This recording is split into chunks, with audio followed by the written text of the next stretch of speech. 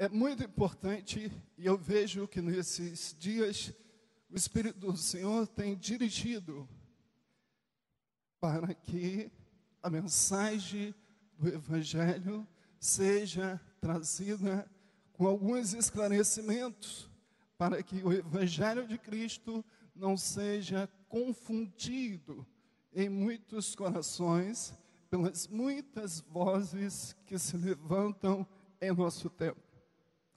Eu quero te convidar a abrir a sua Bíblia na segunda epístola de Paulo aos Coríntios, capítulo 4, versículo 1 ao versículo 7. Eu quero meditar com todos vocês nessa noite sobre algumas definições que Paulo apresenta para o Evangelho de Cristo. Baseada nesse texto, nós vamos falar pelo menos sobre 3 delas, definições de Paulo para o Evangelho de Cristo. Todos acharam? 2 Coríntios, capítulo 4, versículo 1 ao 7. Pelo que, tendo este ministério, segundo a misericórdia que nos foi feita, não desfalecemos, pelo contrário, rejeitamos as coisas que, por vergonhosas, se ocultam, não andando com astúcia, nem adulterando a palavra de Deus. Antes, nos recomendamos a consciência de todo homem na presença de Deus pela manifestação da verdade. A igreja, leia comigo o versículo 3 e 4. Mas, se o nosso evangelho ainda está encoberto, é para os que se perdem que está encoberto, nos quais o Deus desse século cegou o entendimento dos incrédulos, para que não lhes resplandeça a luz do Evangelho da glória de Cristo, no qual é a imagem de Deus. Porque não nos pregamos a nós mesmos, mas a Cristo Jesus como Senhor, e a nós mesmos como vossos servos, por amor de Jesus.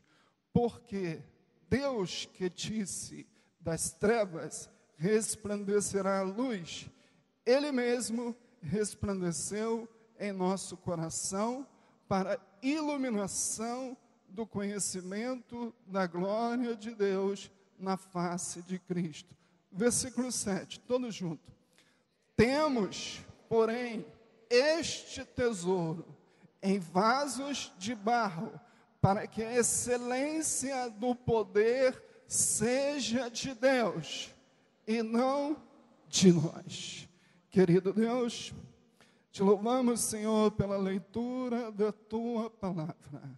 Obrigado, Senhor, por essa oportunidade de estarmos aqui, para juntos, Senhor, meditar nela. Que o Teu Espírito, Senhor, possa conduzi-la a cada coração, segundo a Tua vontade.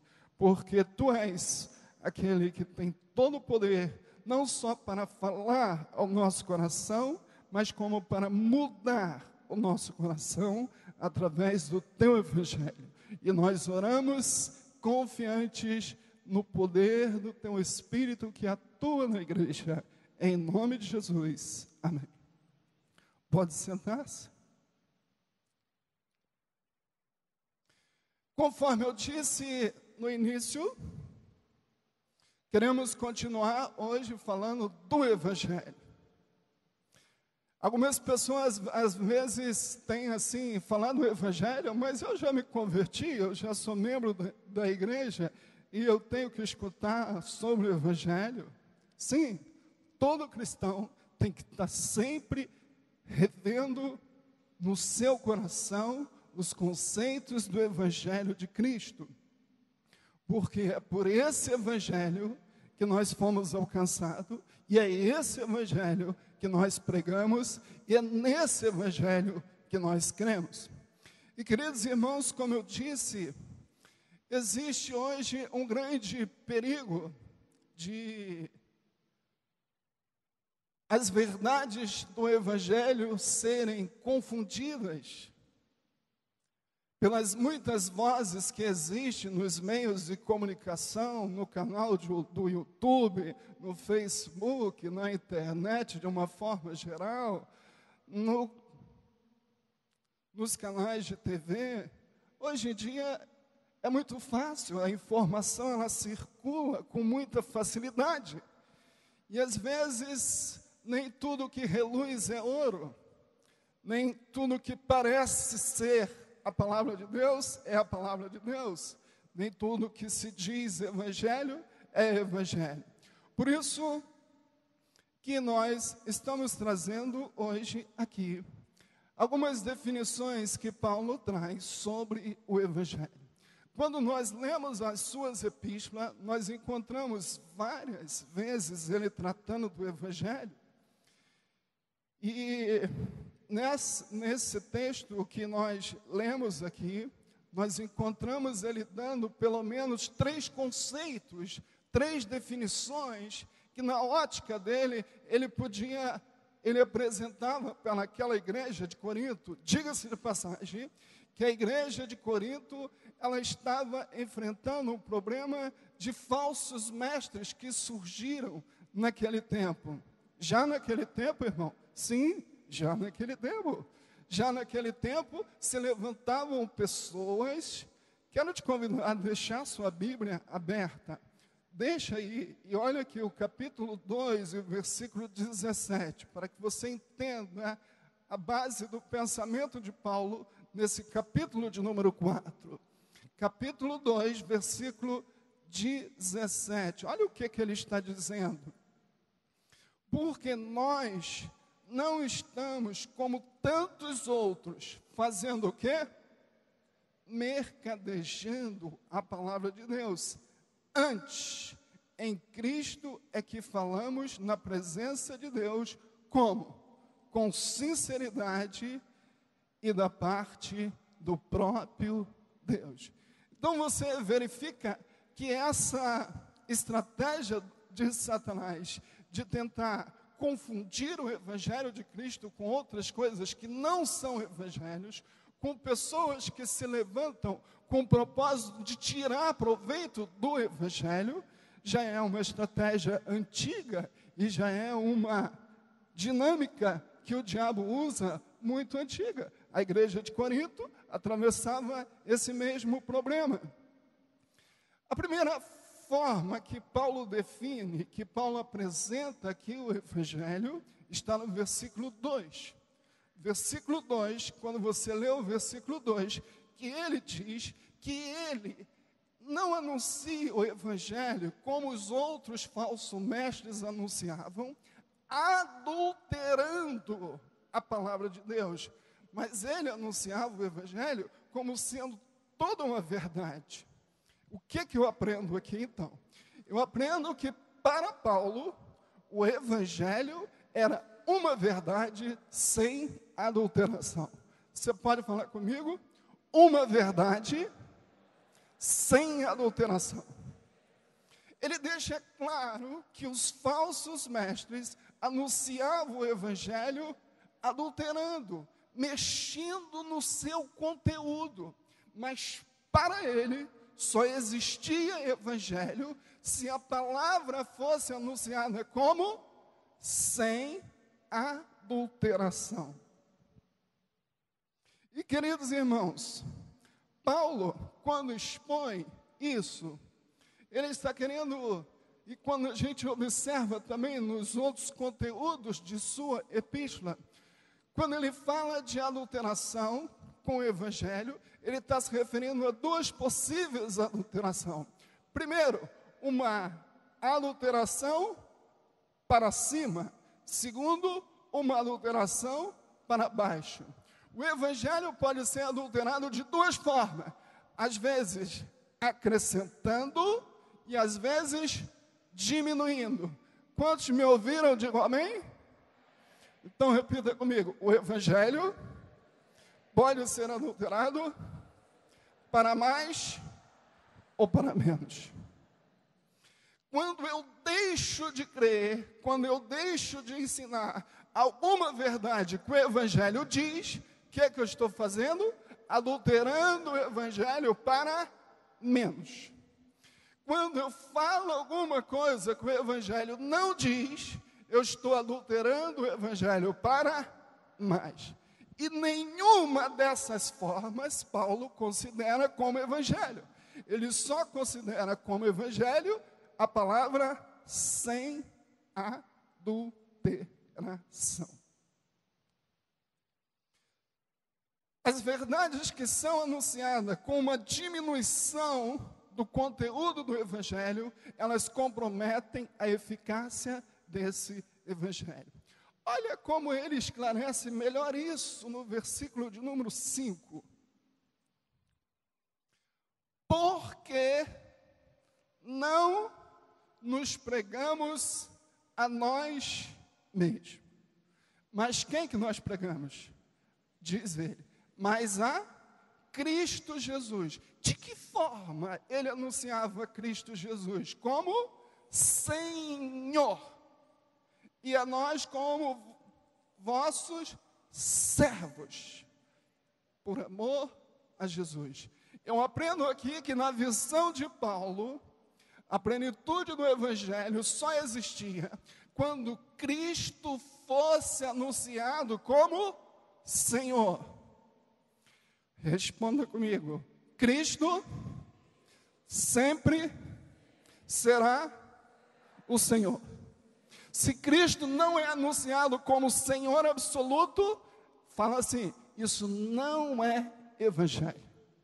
Na concepção de Paulo, o senhorio de Cristo era a base da mensagem do evangelho. Cristo como Senhor e nós como vossos servos. Diga-se aqui que Paulo estava escrevendo e que Paulo vivia numa sociedade ainda que o regime da escravidão existia, que o regime de senhores e servos era bem visível na mente das pessoas.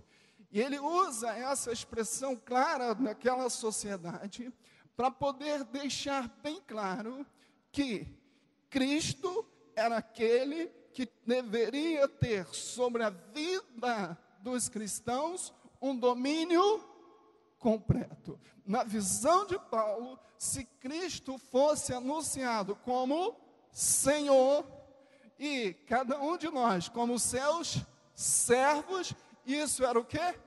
Evangelho. Mas se essa verdade não existisse, isso não era evangelho. Isso quer dizer o quê? Isso é um princípio. Se você escuta qualquer coisa diferente dessa verdade, se eu tiro Jesus da posição de Senhor, eu estou adulterando o evangelho. Se eu tiro o ser humano da posição de servo, o que é que eu estou fazendo? Adulterando o evangelho. Se você escuta qualquer coisa diferente disso, qual conclusão que você chega? Isso não é evangelho. Se você escuta qualquer coisa diferente desse princípio, você pode, na definição de Paulo, dizer que isso não é evangelho. O evangelho pode ser diminuído quando nós deixamos de anunciar alguma verdade que ele nos ensina. Vou dar mais um exemplo.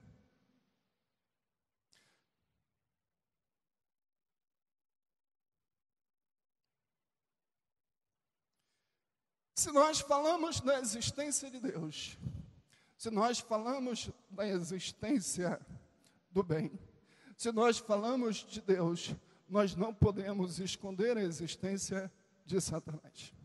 Se nós falamos da existência do bem, nós não podemos deixar de falar da existência do mal. Se nós falamos da morada eterna do céu, nós não podemos deixar de falar da morada eterna no inferno. Se nós falamos do amor de Deus, nós não podemos deixar de falar da justiça de Deus. Quando eu excluo um dos lados do Evangelho, o que eu estou fazendo? Eu estou diminuindo a mensagem do Evangelho. E esse era o perigo que Paulo queria evitar, que os irmãos na igreja de Corinto ficassem confundidos com a mensagem do Evangelho. Mas também tem um outro perigo, é o perigo de nós querermos, ou de nós ouvirmos, ou de nós aceitarmos um Evangelho além daquele que Cristo anunciou, além daquele que os apóstolos pregaram. E quando isso acontece? Isso aconteceu lá em Gálatas. O melhor exemplo que a gente pode lembrar é o próprio problema que a igreja da Galácia enfrentou. As pessoas se convertiam, as pessoas entravam para a igreja, mas surgiu um grupo que estava dizendo o seguinte: você se batizou, você recebeu Jesus, você recebeu até o batismo no Espírito Santo, você agora já é crente, você agora dá o seu dízimo, mas só que você também tem que fazer mais alguma coisa para você ser salvo. Que coisa é essa? Você também tem que guardar a circuncisão. Você também tem que guardar a lei. Para que você alcance a plenitude de Deus na sua vida, você tem que passar pela circuncisão. O que eles estavam querendo fazer?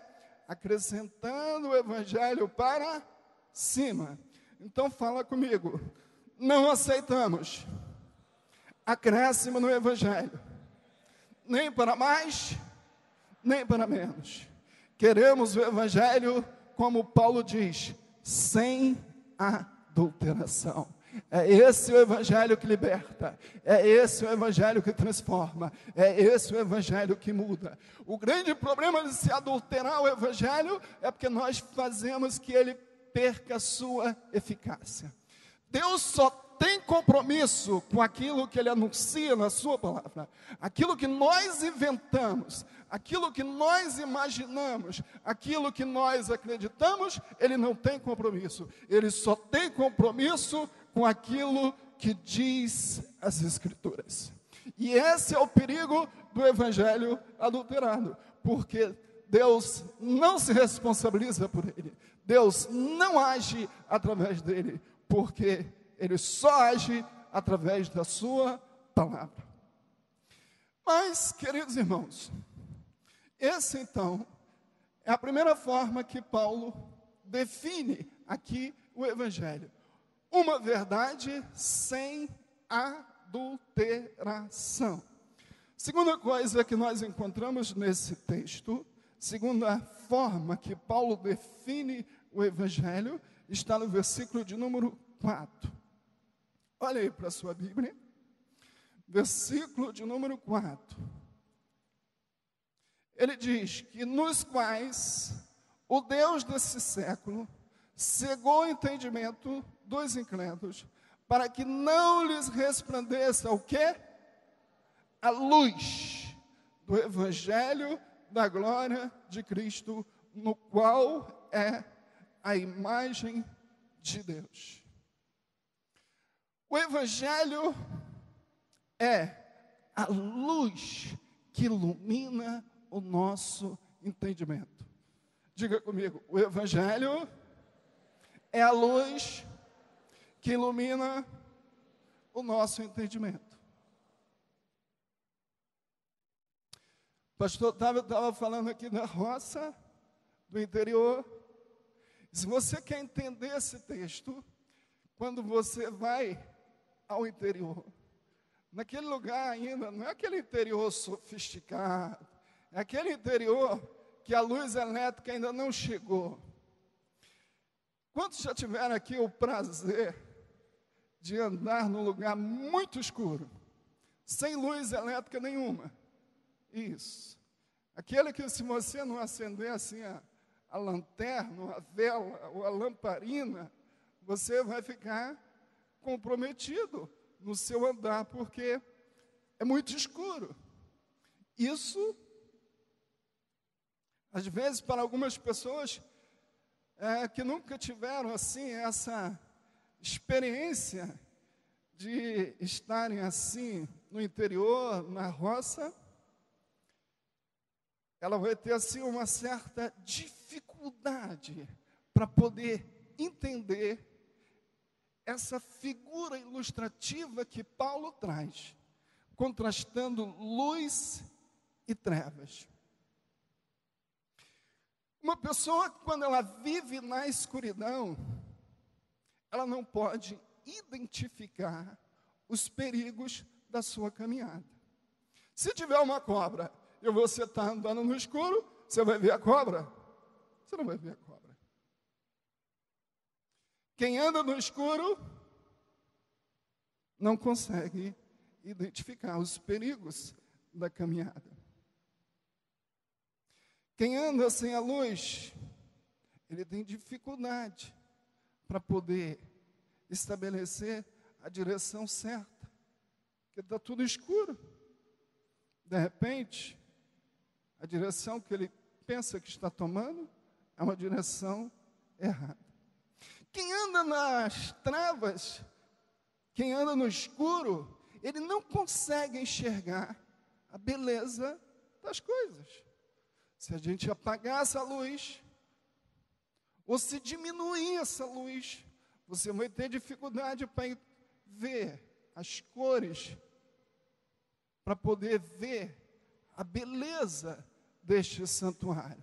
O que nos habilita a enxergar a beleza das coisas é a luz. Sem luz, nós não conseguimos enxergar a beleza das coisas. Observe, então, sem luz, nós não podemos identificar os perigos da caminhada. Sem luz, nós não podemos ver a beleza das coisas. Sem luz, o nosso senso de direção fica comprometido. Sem luz, nós perdemos o discernimento, a compreensão exata das coisas. Sem luz, nós não podemos identificar a impureza, as coisas sujas.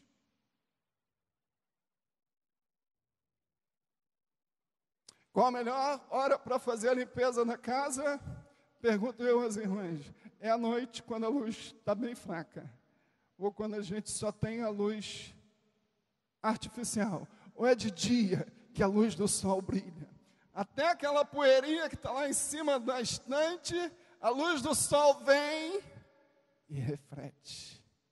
Porque a luz, ela nos permite identificar as pequenas impurezas. A luz, ela nos permite identificar aonde que está a sujeira. Queridos,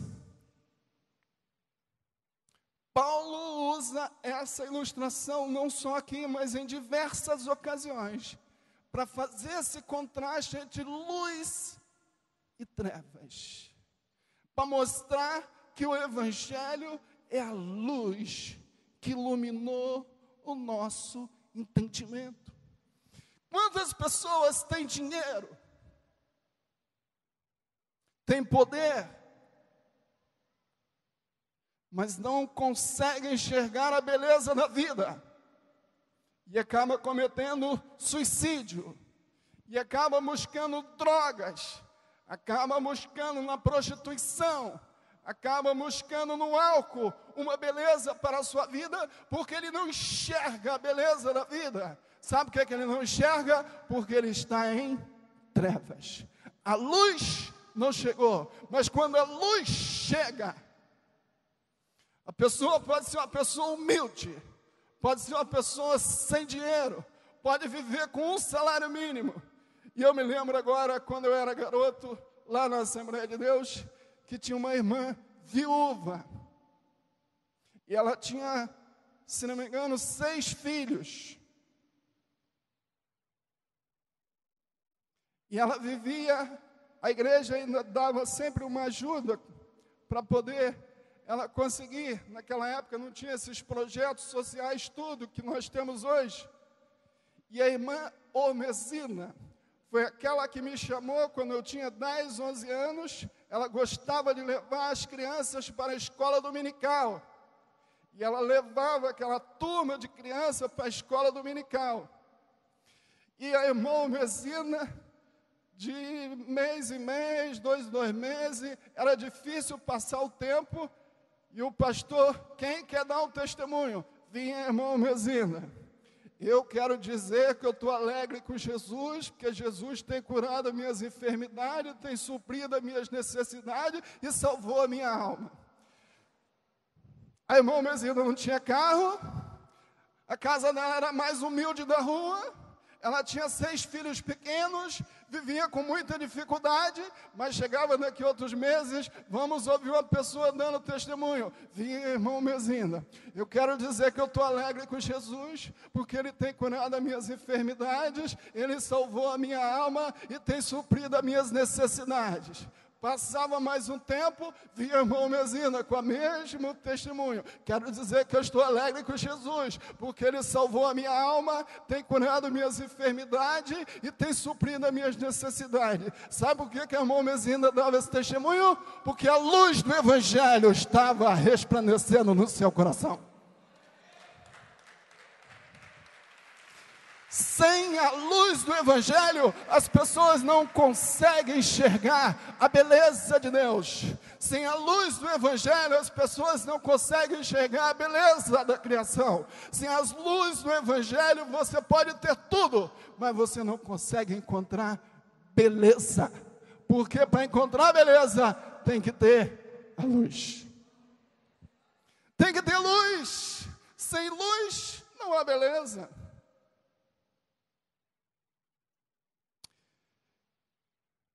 Queridos, Paulo usa essa figura para mostrar que o Evangelho é a luz que ilumina o nosso coração. Porque quando o Evangelho chega na nossa vida, nós não só conseguimos enxergar a beleza das coisas, mas como nós conseguimos enxergar a sujeira do nosso coração. Antes de você receber a luz do Evangelho, você achava que era uma pessoa boa, você achava que pagava seus impostos, você achava que era uma pessoa justa, você achava que era uma pessoa que merecia o céu, você achava que era uma pessoa digna de aplauso, você achava que você era um bom homem, uma boa mulher, você faltava pouco fazer um trono para se sentar, porque você, afinal de contas, era uma pessoa digna de ser aplaudida na sociedade, um bom marido, uma boa esposa, um bom filho. Você se auto-justificava e se auto-considerava uma pessoa boa. Quando você conheceu o Evangelho, quando o Evangelho iluminou seu coração, quando a luz do Evangelho irradiou, você começou a ver as mazelas do seu coração. Você passou a ver quão pecador você era. Você passou quão longe de Deus você estava. Você passou a ver que a ira de Deus estava sobre você. Você passou a ver que apesar de todos os seus atos de justiça, isso para Deus era como trapos de imundícia. Quando a luz do Evangelho chegou até você, aquilo que você achava que era uma coisa normal na sua vida, você passou a enxergar que aquilo repudia Deus. Você passou a ter a consciência que aquilo que você achava que era natural, que não era nada demais, a prática que você fazia, de vez em quando eu sou um bom marido, de vez em quando eu saio com uma mulher que não é a minha, mas isso não tem nada demais, porque afinal de contas eu cumpro todos os meus deveres dentro de casa, isso não é nada demais. Chegou o Evangelho, e o Evangelho te mostrou que isso se chama adultério. Antigamente você olhava, abria tudo que era site pornográfico na sua casa e não chamava o seu filho para ver. Chegou o Evangelho, a luz do Evangelho brilhou e te mostrou que isso é pecado, isso é prostituição. E Deus detesta isso, Deus se abomina disso. Então fala assim comigo: o Evangelho mostrou o estado do meu coração e o tamanho do meu pecado. A luz do Evangelho, quando brilha no coração do homem, ele passa a enxergar a impureza que existe na sua alma. Por isso, quando você fala com uma pessoa e ela diz que está certa, e na mente dela, ela está certa. Porque a luz do Evangelho ainda não brilhou e ela não consegue enxergar a impureza da sua alma, o tamanho do seu pecado. O Evangelho, quando brilha no coração do homem, antes você ouvia falar de Jesus, e você até chorava, se fosse assim, uma celebração sobre a morte de Jesus, e você ouvia falar de Jesus, e Jesus para você era um personagem muito importante, você até se emocionava quando ouvia falar de Jesus. E era só isso que acontecia. Mas quando você escutou o Evangelho, quando o Evangelho chegou no seu coração, o Evangelho te mostrou, iluminou seu coração, e o Evangelho te mostrou quem de fato é Jesus. E os seus olhos se abriu, e você olhou para ele, e você viu primeiro que Jesus é o Senhor da sua vida. Segundo, você viu que Jesus é aquele que morreu no seu lugar. Você viu que Jesus veio para cumprir um plano de redenção. Estava planejado por Deus. Você viu que Jesus é aquele que tem poder sobre as obras do inimigo. Você viu que Jesus é aquele que teve poder sobre a morte e ressuscitou pelo seu próprio poder ao terceiro dia. Você, quando recebeu o Evangelho, você recebeu a visão exata de quem é Jesus. Por quê? Porque o Evangelho traz no nosso coração essa iluminação, conduzido pela pessoa do Espírito, e ele tira o véu, e nós enxergamos: esse é Jesus, esse é o Senhor de todas as coisas, esse é o Rei do Universo, esse é aquele que salvou a minha alma, esse é o centro das Escrituras, esse é aquele a quem eu adoro, a quem eu louvo, a quem eu sirvo, a quem eu amo, esse é Jesus. Mas quem te mostrou isso? O Evangelho. O Evangelho dentro do seu coração. Em último lugar, nosso tempo já está acabando. Repita comigo. Versículo de número 7. O Evangelho é um tesouro em vaso de barro. Mais uma vez. O Evangelho é um tesouro em vaso de barro. Pergunta para o seu irmão: você tem esse tesouro?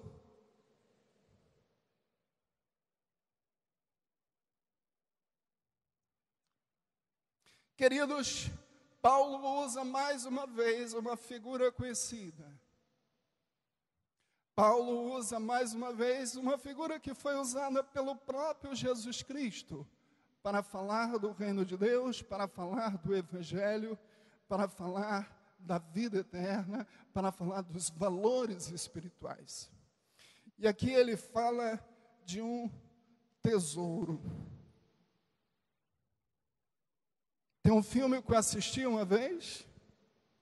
Se você quiser assistir, você vai entender essa coisa do tesouro, chamado Conde de Monte Cristo. Fala de um homem que encontrou um tesouro muito valioso.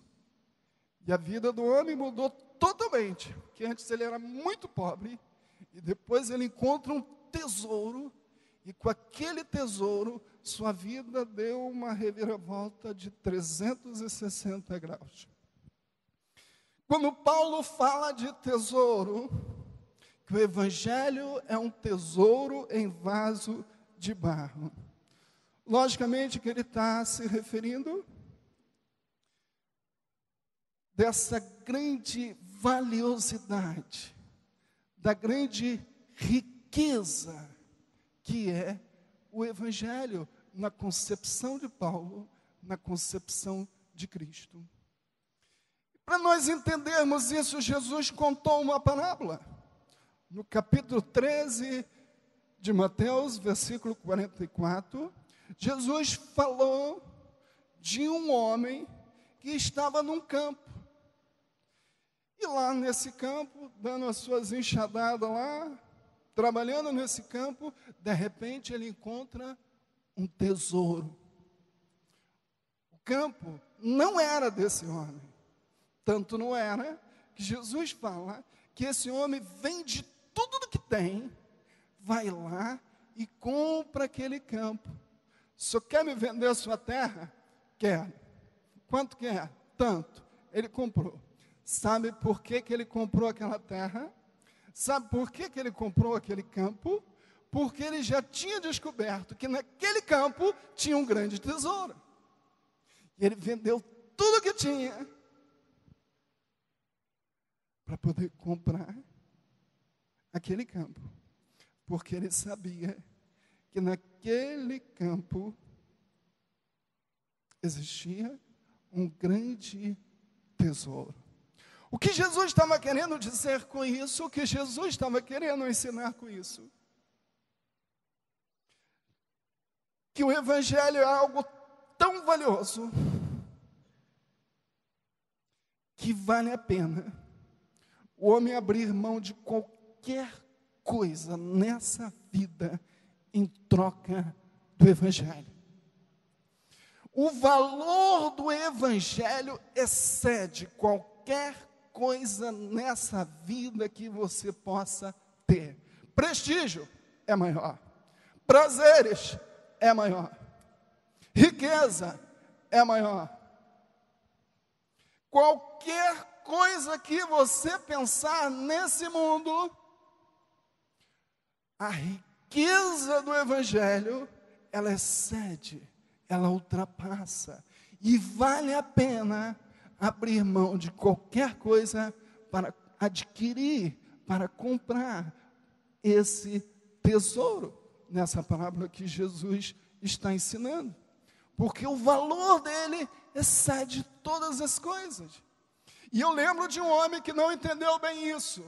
E isso é ilustrado na história de Esaú e Jacó.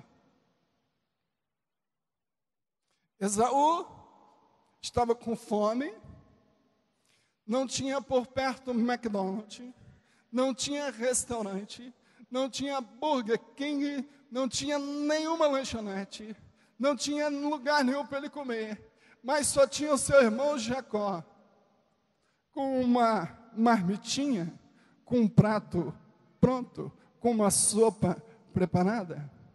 E Esaú pensa assim: que me adianta ter direito de primogenitura se eu estou com essa fome terrível?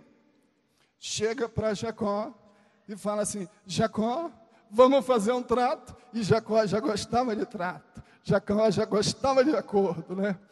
Qual é o trato? Faz o seguinte: você me dá essa janta, você me dá essa refeição, que eu te dou o meu direito de primogenitura. Ou negócio fechado, apertar a mão e trocar. Trocou a bênção na primogenitura pela satisfação provisória de uma necessidade. Isso ilustra exatamente a situação do homem. Troca a vida eterna com Deus por alguns momentos nessa vida de prazeres trazidos pelo pecado. Ele troca a sua comunhão, ele troca a sua dignidade, ele troca o respeito, ele troca o amor do Pai por uma satisfação provisória de alguma necessidade sua. Mas diga comigo, o Evangelho é um tesouro que devemos mantê-lo. Jesus também fala que esse evangelho, abre lá em Mateus 13, 44, para você entender bem o que eu vou te dizer agora. Mateus 13, 44.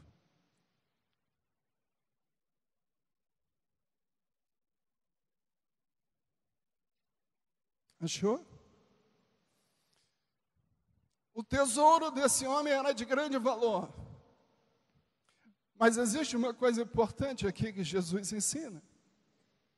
O reino dos céus é semelhante a um tesouro oculto no campo, o qual certo homem, tendo achado, escondeu.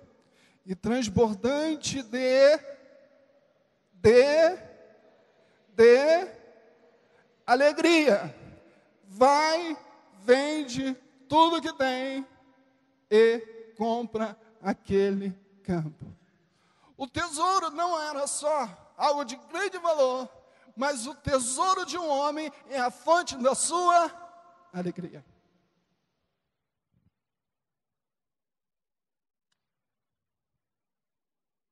Se a nossa confiança, se o nosso critério de valor, se a nossa riqueza não estiver no Evangelho, a nossa fonte de alegria estará fundamentada em outras coisas que não é o tesouro do Evangelho. Sabe por que muitas pessoas às vezes chegam na igreja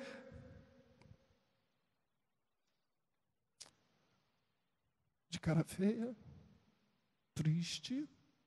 Não é pela luta que estão passando, é porque inverteram o tesouro do seu coração. O tesouro de um homem é a fonte da sua alegria.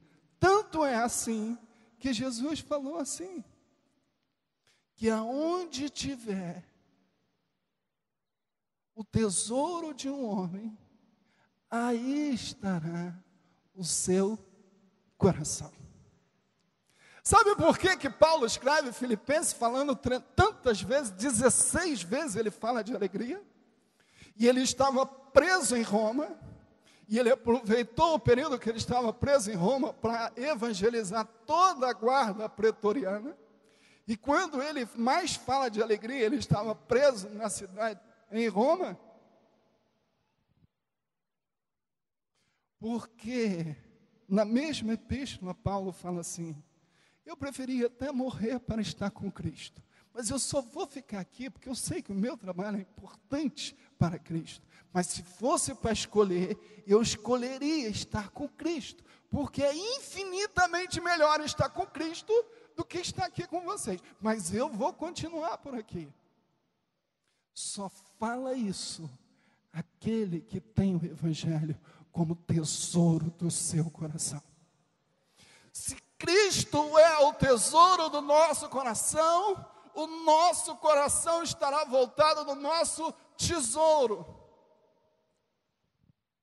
Sabe por que tantas pessoas não têm mais prazer em ouvir falar da volta de Jesus? Porque o seu tesouro está nessa vida. Sabe por que às vezes ficamos tristes com tanta facilidade? Porque o nosso tesouro não está no Evangelho. Aquilo que mais valorizamos, aquilo que é mais importante para nós, tem sido substituído por muitas coisas dessa vida.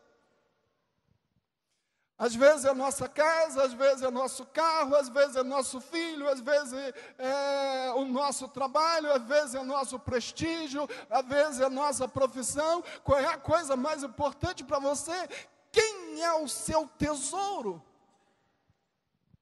Porque onde está o nosso coração? O nosso coração estará no nosso tesouro. Por isso que Paulo apresenta o Evangelho como um tesouro em vasos de barro. Você pode não ter o melhor carro, mas você tem um tesouro. Você pode não ter o melhor salário da sua empresa, mas você tem um tesouro. Você pode não ter a melhor saúde do mundo, mas você tem um tesouro. Você pode estar enfrentando grandes adversidades na sua vida, mas eu quero te dizer que você tem um tesouro. Você tem algo de grande valor que você recebeu de Deus, está em você, e esse é o tesouro de Cristo em nós. Faça dele o motivo de depositar o seu coração. E para encerrarmos, irmãos, Paulo fala que o tesouro foi depositado num vaso de ouro. É isso que diz o texto? Não. Paulo fala que o tesouro foi depositado num vaso de barro. Para quê? Volta lá para o texto, para a gente encerrar. Para que a excelência do poder seja de Deus e não de nós. Deus escolheu depositar esse tesouro, não foi em vaso de ouro, porque vaso de ouro, o valor já está no próprio vaso. Deus escolheu depositar o tesouro do Evangelho em vasos de barro. Por quê? Vasos de barro fala de coisas sem valor. Qualquer trocadinho se comprava ou se compra um vaso de barro. Vaso de barro quebra à toa. Se cair, quebrou. Aquele ali não é de barro, pode cair que ele não quebra. Mas vaso de barro, ele é frágil. Caiu, quebrou. Vaso de barro fala da nossa fragilidade. Nós nos quebramos com muita facilidade. Fala do nosso pequeno valor. Tem um custo muito baixo. Fala da finalidade de sermos apenas receptores da grandeza de Deus. Fala da posição escolhida por Deus para cada vaso. Porque quem coloca os vasos em cada posição é o dono da casa. O vaso não diz, eu quero ficar ali na sala, eu quero ficar na cozinha, eu quero ficar na varanda. Quem é que escolhe a posição do vaso? É o dono do vaso. O dono do vaso que escolhe onde que vai botar o vaso. Eu quero você aqui. Fica aqui, que eu quero você aqui. Não saia da posição onde Deus te colocou, porque você é vaso de barro. Quem escolhe a posição do vaso é o dono. Vaso de barro nos lembra que o importante não é o vaso, mas aquilo que ele carrega dentro dele. Eu, você, nós não temos importância nenhuma, mas aquilo que nós carregamos dentro de nós é o poder de Deus. Você não pode nada, você não é nada, mas aquilo que você carrega é o poder de Deus. E Deus escolheu você como vaso de barro. Sabe por quê? Para que a excelência do poder seja dele.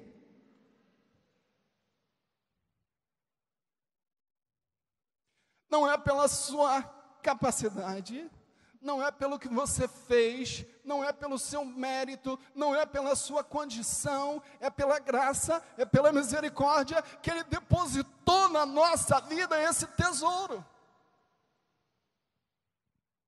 Ele escolheu vasos de barro para que a excelência seja do poder, seja apenas dele, apenas dele. Apenas o nome dele pode ser exaltado. Apenas Deus pode usar a nossa vida para que o seu poder atue no nosso homem interior.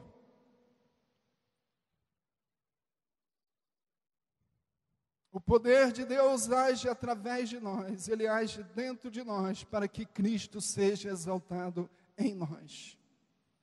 A incapacidade absoluta do homem tem por finalidade demonstrar a nossa total necessidade do poder de Deus, que emana através do Evangelho de Cristo. E para a gente encerrar, gostaria que você ficasse de pé. E aí mesmo em 2 Coríntios, capítulo 12, versículo 9 e 10. Paulo continua nessa direção, esclarecendo que o vaso pode ter caído, o vaso pode ter quebrado, o vaso pode ter rachadura, o vaso é frágil. A fraqueza pode existir, mas isso não é impedimento para Deus te usar de forma alguma. Deus te usa da forma que Ele quer, quando Ele quer e aonde Ele quer, mesmo do jeito que você está. Porque na nossa fraqueza, o poder de Deus se aperfeiçoa. Irmão, como é que eu vou orar por alguém que está enfermo se eu estou doente? Você é vaso de barro, irmão. Como é que eu vou orar pelo meu vizinho que está numa dificuldade financeira se eu também estou? Você é vaso de barro. Quem faz o milagre não é você, mas é através de você e para excelência do poder dele. Olha que Paulo encerra a sua exposição aqui dizendo, versículo 9 de 2 Coríntios. Então ele me disse, a minha graça te basta, porque o poder se aperfeiçoa na fraqueza. De boa vontade, pois mais me gloriarei aonde? Na fraqueza. Para que sobre mim repouse o poder de Cristo. Tudo de Paulo era baseado no poder de Cristo. Pelo que, juntos agora, juntos, pelo que sinto prazer nas fraquezas, nas injúrias, nas necessidades, nas perseguições, nas angústias, por amor de Cristo. Por quê? Porque quando sou fraco, então é que sou forte. Se não existir adversidade, o milagre não pode acontecer na sua vida. Se não existir falta, Deus não pode mostrar que Ele é o Deus da provisão. Se não existir doença, Deus não pode mostrar o seu poder curador. Se não existir problemas, Deus não pode engrandecê-lo através da sua glória.